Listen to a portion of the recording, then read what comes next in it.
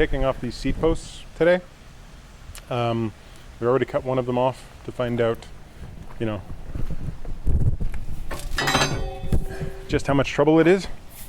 And basically what we did was we knew we had to get them off. We didn't know how to get them off. We talked to a couple of marinas. They had different conflicting ideas. We then asked a bunch of people on the forums, and the consensus idea was to use an angle grinder with a cutoff wheel. And that worked. It worked real good. It happened real fast. We were able to get this one off in like 5 minutes.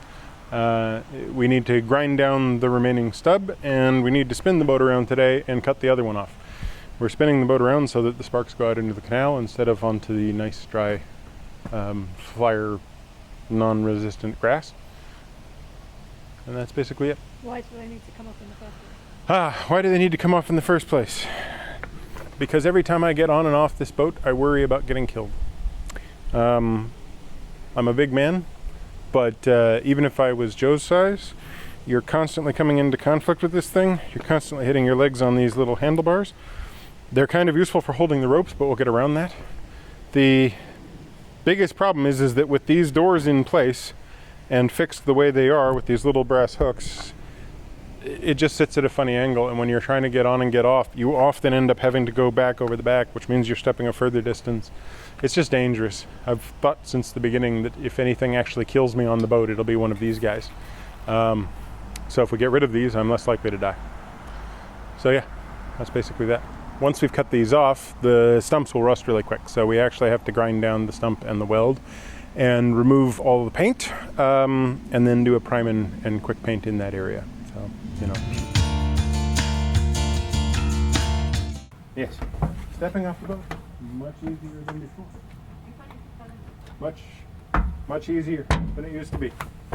Michael can make it off and on the boat without killing himself. Very important. All right.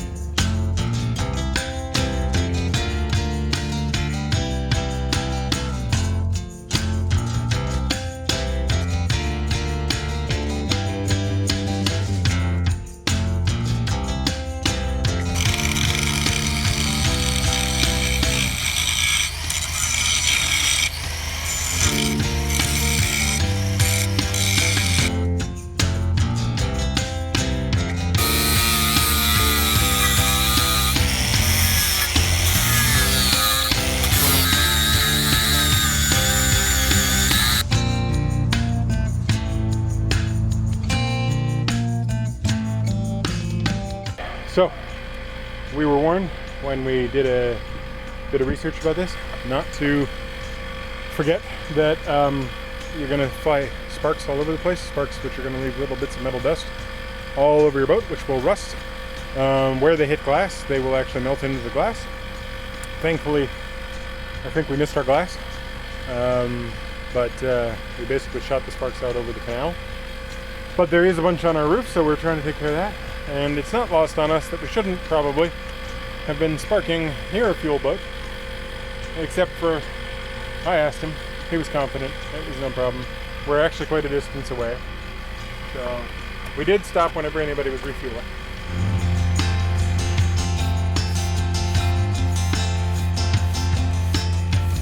So this could be interesting. It's all steel. That is a very powerful magnet.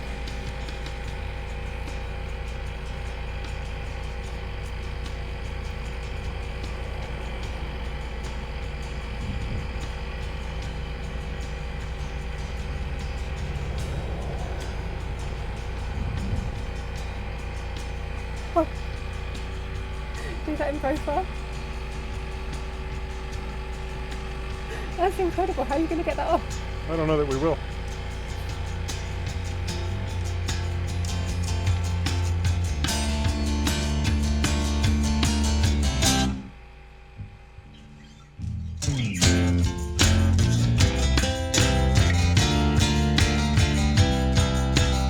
Yesterday we did the grinding off, and we did a quick little video about it, and then as Joe was watching the video last night, she realized we didn't sort of exactly explain why we're taking these things off all that well. There is the safety issue, which was one of the big ones for me. Again, large guy, a metal bracket, it was fairly difficult for me to get by without scratching myself on the back or hitting my leg on that side beam. Joe would hit it quite often also. On top of that, there was this sort of practical reality. These are the seats, and when we bought the boat, we thought these were great. I especially was like, oh my god, they're these huge pieces of mahogany, they're absolutely beautiful. They were in terrible condition, stripped them, sanded them, put this really lovely varnish on them, brought out the grain, the things look like violins, they're gorgeous.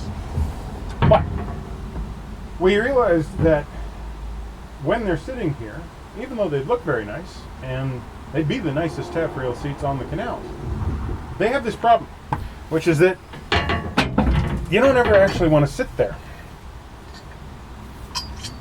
What we realized during our training, and also a couple of times when we've been backing up, is that when you're reversing, if your rudder comes into contact with anything, this guy just shifts over, and it can shift over quite violently.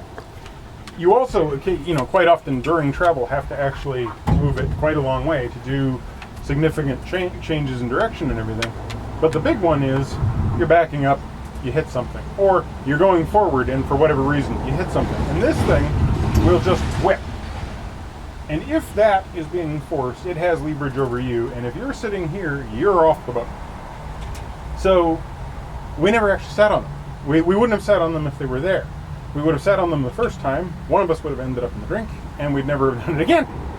So we realized that it was basically just useless space and a danger, and where you would want to be standing is actually in front of here. I'm not going to open the doors because my dog will leap into the canal or off the boat.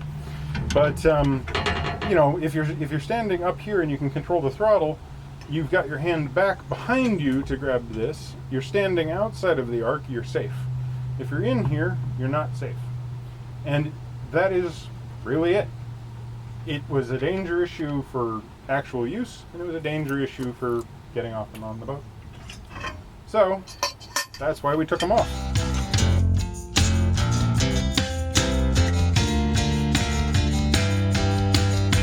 The angle grinder is a pretty crude device, so I went and bought a couple of the recommended blades. We got ourselves a pack of 1mm metal cutoff blades.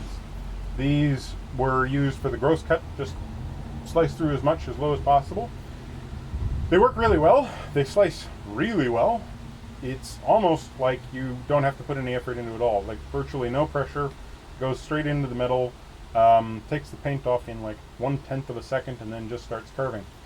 Doesn't have a great deal of sort of range from the side of the grinder, so you can see that the guard gets in the way fairly quickly, so you kind of have to have access to go all the way around, but it cuts very fast. One caveat, throws a lot of sparks, it is an abrasive wheel, and it had some paint on the surface, and if, while you're going in through something like that, which was a pipe, if it was flexed towards me, then it would bite on the disc, and if it bites hard enough on the disc, luckily it didn't bite very hard and it just shot bits of paint everywhere, but if it had bitten particularly hard, the disc itself would shatter, which would have sent a whole bunch of ballistic shrapnel flying everywhere.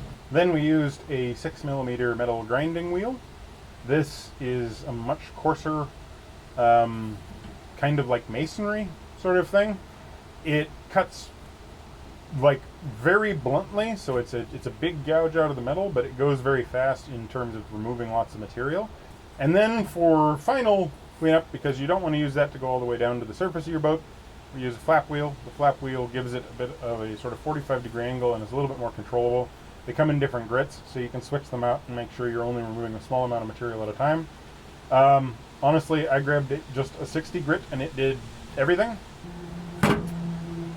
And yeah, that's it.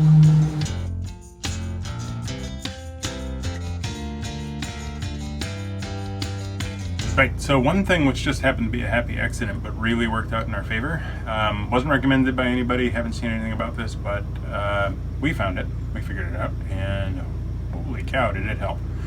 Everyone mentioned that, on the forums and stuff, everyone we talked to about this grinding idea mentioned that there'd be a large amount of metal sparks, because we're basically using an abrasive and sanding our way through metal. And those sparks would land on the boat, and those sparks would be a really fine steel dust. Steel dust, if you remember your high school, is just basically iron that's been heated. And so it's ferrous. It's ferromagnetic. It responds to magnetism. We happen to have a neodymium, a rare earth magnet. I decided to make a camera mount for Joe, and so I ordered this magnet to basically make a mount so she'd be able to put her GoPro on the boat in different places and stuff. Haven't gotten around to building it yet, but I had the magnet sitting around. And I just had this funny thought when I saw just how much metal dust was up there, that we'd be able to, kind of play with the dust and hold the magnet at a distance and watch the dust move around. So Joe went and wrapped the magnet, which is an extremely powerful magnet. Does about 12 kilograms of force, so it's substantial. She wrapped it up in some cling film, and then wrapped that up in a couple of layers of duct tape to make it so that it's not going to sort of slam into anything. Because the problem with these magnets is that they will stick to the steel so strongly that they'll actually smash themselves into little bits. They're very, very brittle. And also, you wouldn't be able to get any of that metal film off. And then, as I went around and just sort of went over the surface, I noticed that all of it was coming off. I didn't have to brush. So as I went over the boat, it would pull all the metal powder up, and I'd end up with a kind of gray layer. So all I had to do was take it and just pull it off, and as soon as it got far enough away from the magnet, it just became inert and fell into a dustpan. And so it was really, really easy.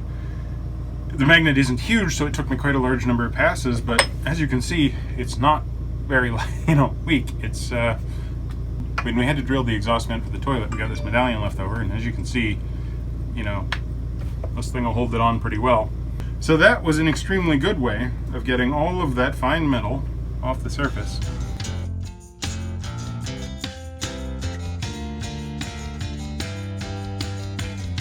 I'm still wearing the same clothes. Whatever. What am I talking about? All right, take two. Hey, Pooch. This is such a good dog. But you're ruining the shot. Stop ruining the shot. Toilet entry.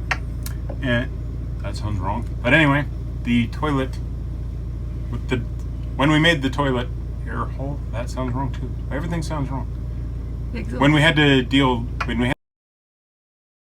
broken to bits neodymium rare earth magnet just stuck to your hull. So that's it. And if anybody knows the pronunciation of that word, let me know. There you go. I don't even know how. Like as if you were holding it, as if how you were going to use it.